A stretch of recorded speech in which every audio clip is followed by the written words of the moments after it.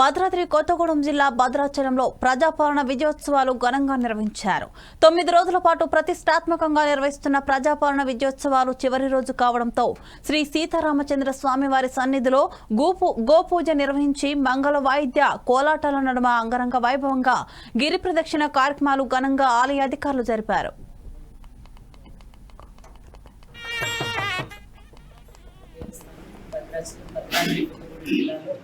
చేసినటువంటి సీతారామచంద్ర స్వామి వారు దక్షిణ అయోధ్యగా విరాజిల్లుతున్న ప్రదేశం.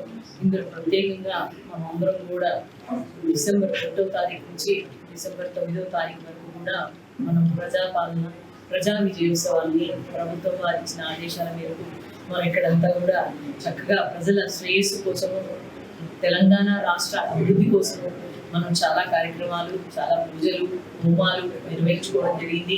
ముఖ్యంగా 1 నుంచి 9 అంటే ఈ రోజు చివరి రోజు.